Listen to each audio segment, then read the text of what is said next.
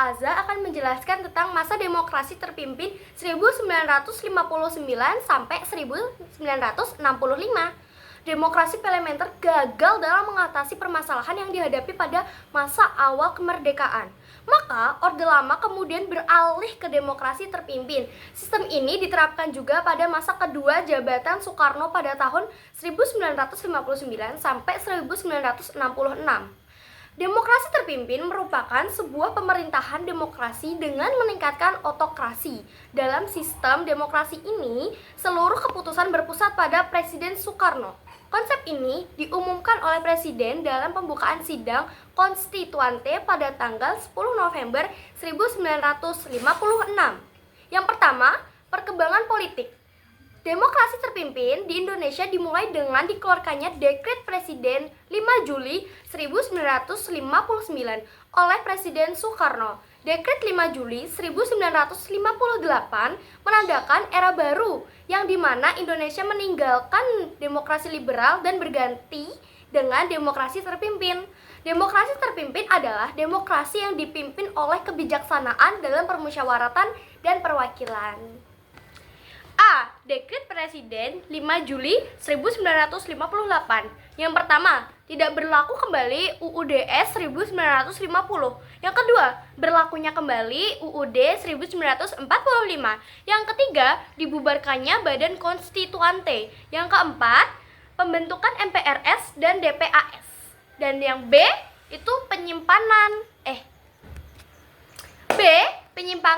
yang terjadi pada masa demokrasi terpimpin. Yang pertama, kedudukan presiden menurut UUD 1945, kedudukan presiden berada di bawah badan legislatif MPR. Namun, demokrasi terpimpin faktanya sangat berkebalikan dengan Undang-Undang Dasar 1945, di mana MPRS takluk serta tunduk kepada Presiden Soekarno.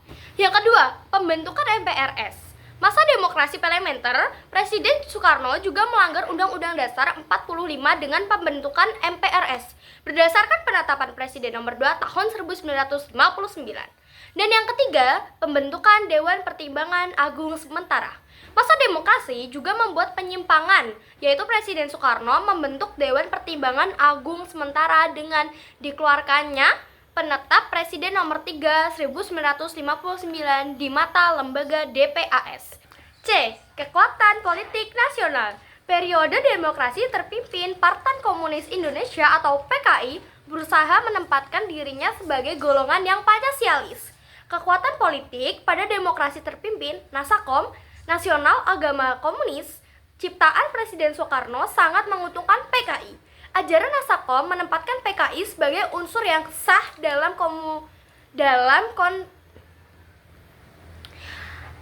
Ajaran Nasakom menempatkan PKI sebagai unsur yang sah dalam konstelasi politik Indonesia. Karena itu, kedudukan PKI semakin kuat.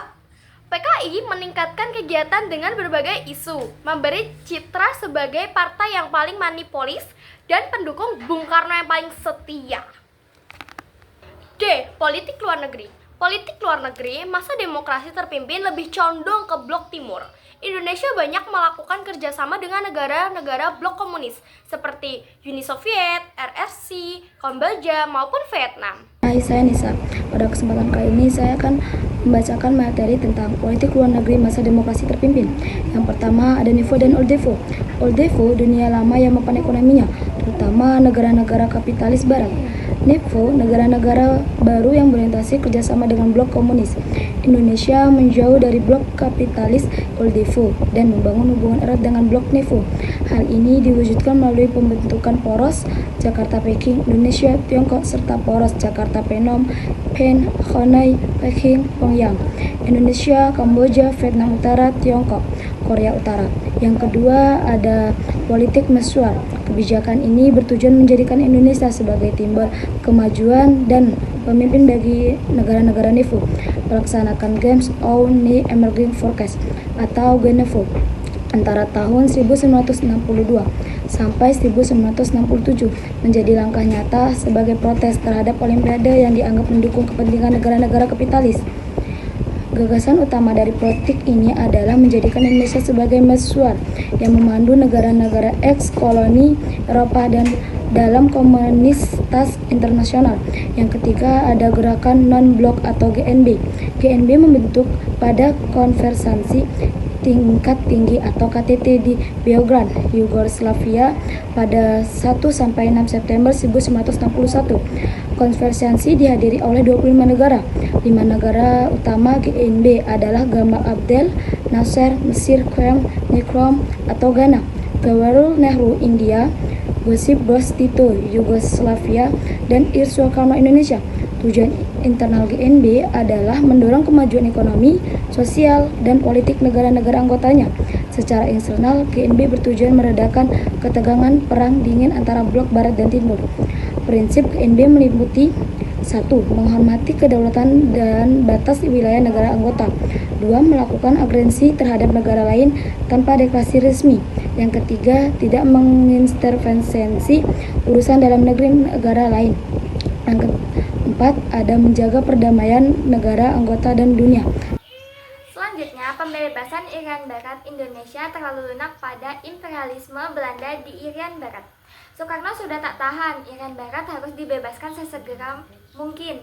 Di Palembang, Sumatera Selatan, 10 April 1962, Soekarno menjanjikan pembebasan Irian Barat demi menjadikan bagian dari Negara Kesatuan Republik Indonesia atau NKRI. A. Perjuangan diplomasi.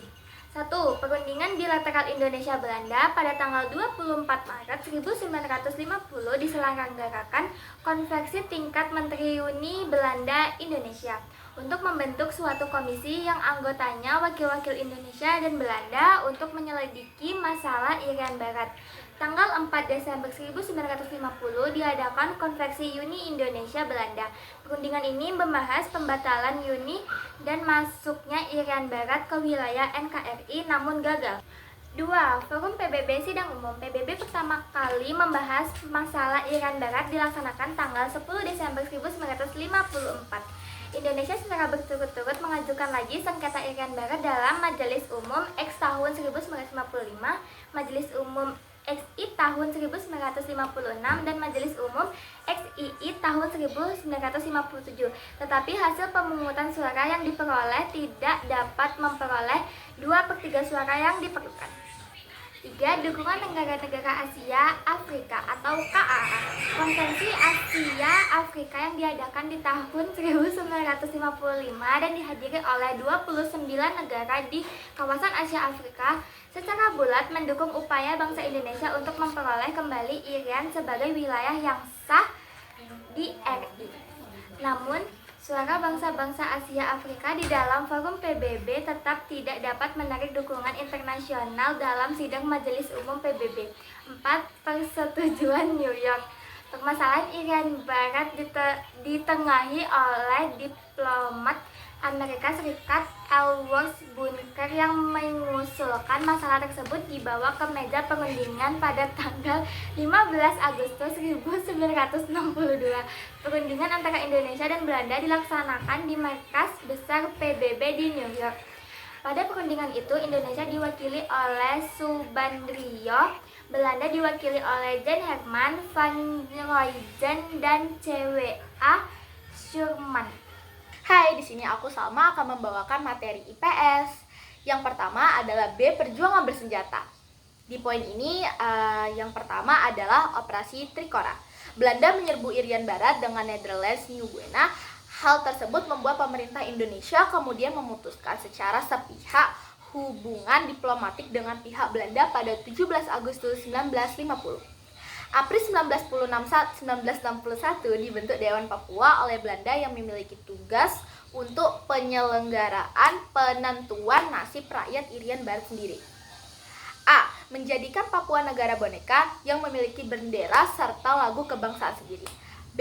Mendatangkan kapal induk Karel Doorman yang merupakan kapal perang Belanda untuk berjaga di perairan Irian. C. Menambah pasukan demi memperkuat angkutan perang Belanda di Irian Barat. Yang kedua, ada Operasi Komando Mandala. Pada saat itu, Soekarno menunjuk Mayor Jenderal Soeharto menjadi Kepala Komando Mandala yang resmi dibentuk pada 1 Januari 1962. Bermarkas di Makassar dan memiliki tugas untuk melaksanakan Tritakora demi membebaskan Irian Barat. Pada Maret hingga Agustus 1962, persiapan dimulai dengan melakukan pendaratan pasukan yang terdiri dari anggota ABRI, juga sukarelawan dari laut dan udara. A. Operasi Banting di Kaimana dan Fakfak. B. Operasi Serigala di Terminabuan dan juga Sorong. Yang C. Operasi Naga di Merauke. Dan D. Operasi Jatayu di Sorong, Merauke, dan Kaimana. Nah, yang selanjutnya ada C. Pepera, penentuan pendapat rakyat. Pada tahun 1969, menandai sejarah baru di Papua bagian barat, referendum dilakukan untuk menentukan apakah Irian Barat bersedia bergabung dengan Republik Indonesia atau merdeka. Tahap pertama dimulai pada tanggal 24 Maret 1969, dilakukan konsultasi dengan Dewan Depan Kabupaten Jayapura mengenai tata cara penyelenggaraan Pepera. Tahap kedua, pemilihan anggota Dewan Musyawarah Pepera yang berakhir pada bulan Juni 1969 dengan dipelihara 1026 anggota dari 8 kabupaten terdiri dari 983 pria dan 43 wanita. Tahap ketiga, pelaksanaan Pepera yang diberlakukan di kabupaten-kabupaten mulai tanggal 14 Juli 1969 di Merauke dan berakhir pada tanggal 4 Agustus 1969 di Jayapura. Dan permusyawaratan Pepera dengan suara bulat menyatakan bahwa Irian Barat tetap merupakan bagian dari Republik Indonesia. Saya Zahnas ingin menyampaikan materi tentang peristiwa G3OS atau PKI. Gerakan 30 September adalah sebuah peristiwa yang terjadi selewat malam pada tanggal 30 September sampai awal bulan. Selanjutnya, tahun 1965, ketika 7 perwira tinggi militer Indonesia beserta beberapa orang yang lain dibunuh dalam suatu usaha kudeta. 1. Tahap persiapan. PKI melakukan berbagai cara untuk merebut kekuasaan, yaitu sebagai berikut. A. Melakukan aksi-aksi sepihak, aksi teror, dan sabotase. Yang B. Menuntut kaum buruh, tani, dan kaum revolusioner berjuang untuk melawan musuh-musuh PKI. Yang C. Membentuk organisasi massa untuk membantu perjuangannya. D. Menyebarkan isu Dewa Jenderal berdasarkan Dokum Gilchrist. E. Melakukan penyusupan ke jajaran TNI, Orsospol, dan Ormas. F. Menuntut angkatan kelima di samping 4 kekuatan TNI yang beranggotakan kaum buruh tani. Yang G. Merumuskan metode kombinasi 3 bentuk perjuangan pada tahun 1945. Yang H. Memanipulasi pidato kenegaraan. 2. Tahap pelaksanaan pimpinan PKI telah mengadakan pertemuan rahasia selama beberapa kali untuk menyusun rencana kudeta pada tanggal 30 September 1965 secara fisik. Dilakukan melalui kekuatan militer yang dipimpin oleh Kolonel Untung Penjabat sebagai Komandan Batalion 1 Resimen Cakrabirawa, pasukan pengawal presiden yang bertindak sebagai pimpinan formal seluruh gerakannya. Letnan Kolonel untuk memerintahkan seluruh anggotanya untuk melakukan gerakan pada tanggal 1 Oktober 1965. Setelah itu, PKI melakukan aksi perebutan kekuasaan yang diawali dengan penculikan para perwira TNI atau AD. Ketika terjadi penculikan tersebut, Jenderal A.H. Nasution berhasil menyelamatkan diri setelah kakinya tertembak. Tetapi putrinya Ade Irma Suryani menjadi korban tembak dan kemudian gugur saat melakukan perlawanan terhadap gerombolan yang berusaha menculik Jenderal A.H. Nasution. Pada waktu yang bersamaan, PKI menyebarkan pengaruhnya di berbagai daerah. 3. Penumpasan gerakan 30 September PKI. Operasi penumpasan G3OS atau PKI dilakukan pada tanggal 1 Oktober 1965 dipimpin Panglima Kostrat Maijen Soeharto. Langkah-langkah yang ditempuh dalam penumpasan PKI yaitu sebagai berikut. A. Mengkoordinasi semua angkatan yakni AL, AD, dan kepolisian melalui panglima masing-masing. Angkatan udara tidak disertakan karena terlibat dalam G3OS atau PKI. B. Menetralisir pasukan yang berada di Medan Merdeka yang memanfaatkan PKI. Pasukan tersebut adalah Batalion 503 atau Brawijaya dan Batalion 545 di Ponegoro. Anggota pasukan Batalion 503 atau Brawijaya berhasil disadarkan, sedangkan pasukan Batalion 545 di Ponegoro tetap membangkang dan mengundurkan diri ke Halim Perdana Kusuma. C. Pada tanggal 1 Oktober 1965, pukul 17.00 WIB, pasukan RPKAD berhasil menduduki gedung RRI, gedung telekomunikasi, Monas, dan Istana Merdeka. D. Setelah RRI berhasil dikuasai pada pukul 20 WIB, Maijen Soeharto melakukan pimpinan, sementara Seangkatan Darat mengumumkan adanya usaha perebutan kekuasaan. Usaha perebutan kekuasaan tersebut dilakukan oleh gerombolan yang menamakan dirinya Gerakan 30 September 1965 serta melakukan penculikan terhadap 6 perwira Angkatan Darat. Pada tanggal 2 Oktober 1965, operasi dilanjutkan untuk merebut Lanut Halim Perdana Kusuma dan berhasil dikuasai pada pukul 15.00 WIB. Operasi diteruskan dengan mencari dan menyusur para korban. Akhirnya jenazah para perwira berhasil ditemukan atas petunjuk Polres Sukirman yang pernah ditahan di Lubang Buaya namun berhasil meloloskan diri. G. Tanggal 4 Oktober 1965, jenazah para korban mulai diambil dan tanggal 5 Oktober 1965, para korban mulai dimakamkan di pemakaman Taman Makam Pahlawan Kalibata. Karena tindakan yang jelas-jelas mengkhianati bangsa dan negara, beberapa daerah melakukan tindakan pembekuan terhadap kegiatan PKI dan ormas-ormasnya. Ketujuh tersebut yaitu Pemuda Rakyat Gerwani, BTI, CGMI, Perhimpunan Mahasiswa Indonesia, Himpunan Sarjana Indonesia dibekukan pada tanggal 16 Oktober 1965 di SOBSI, menyusul dibekukan pada tanggal 27 Oktober 1965. Jadi di sini saya IP akan menyampaikan materi tentang kehidupan masyarakat Indonesia pada saat demokrasi terpimpin. Pada masa ini, perguruan tinggi swasta makin banyak, terutama pada tahun 1960. Hal ini disebabkan oleh meluasnya aspirasi untuk menjadi mahasiswa memenuhi keinginan golongan Islam.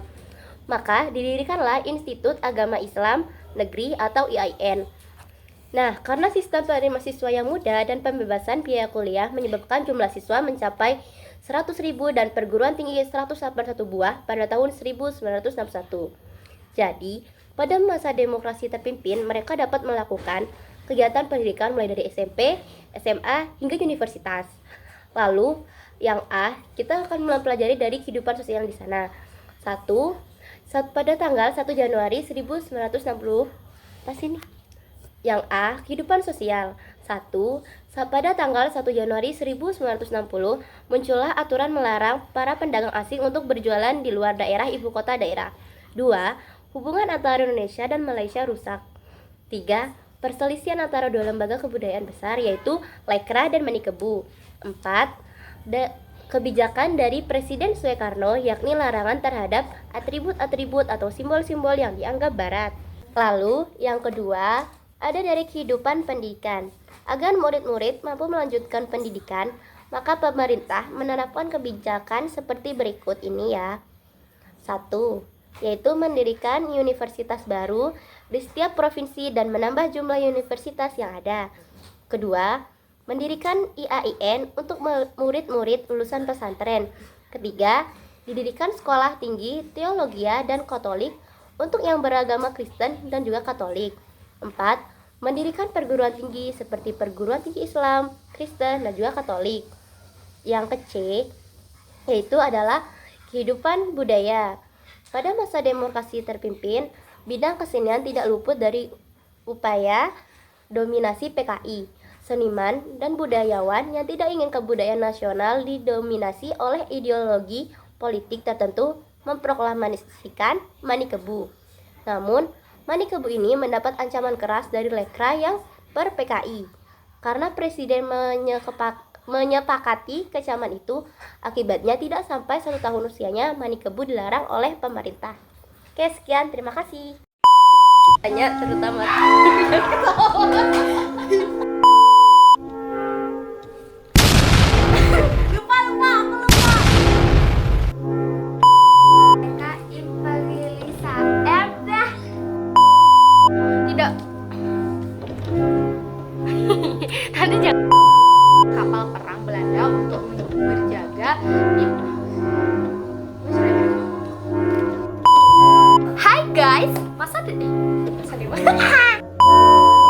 Halo,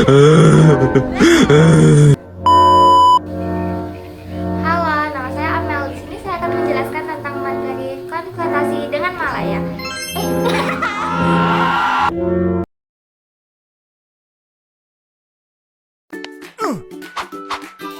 Oh wow!